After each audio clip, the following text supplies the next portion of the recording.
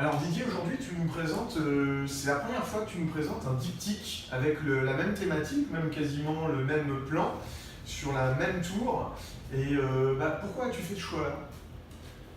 Je voulais voir en fait ce que ça pouvait donner à deux périodes de la journée différentes. Voilà, tout simplement. J'avais envie de travailler cette image-là. En fait, je l'avais préparée. J'avais préparé en couleur, j'avais fait un crayonné en couleur. Et je m'étais dit, bon, c'est bien, mais c'est bien. Et puis du coup, je suis parti aussi sur la version jour. Alors évidemment, la version jour, c'est la première que j'ai faite, c'était celle-ci.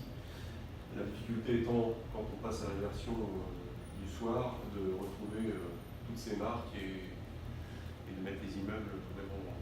Donc voilà.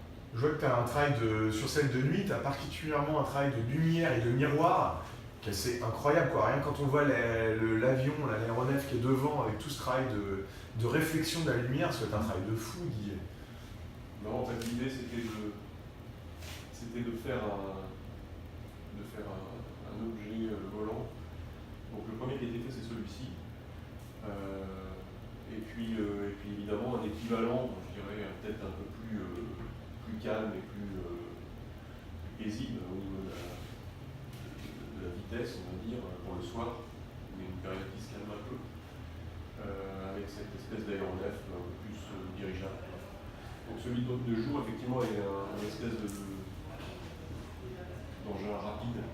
Je voulais vraiment relier en fait en triangle, parce qu'en fait on a beaucoup de formes géométriques. Ça, si les gens l'étudient, le verront. On a du triangle dans le cristal de ligne, et finalement on retrouve cette forme-là. Et évidemment, ça encadre l'empérial de ligne qui est dans le fond. Donc du coup, on a une espèce de chose qui tourne comme ça. Si on regarde les lignes, en fait, elles ramènent tout ici, au milieu.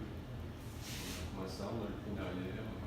Je voulais jouer sur ces formes géométriques. Et j'imagine que la plus grande difficulté de ce travail, c'est le travail de perspective, les points de fuite, le travail de la lumière, non?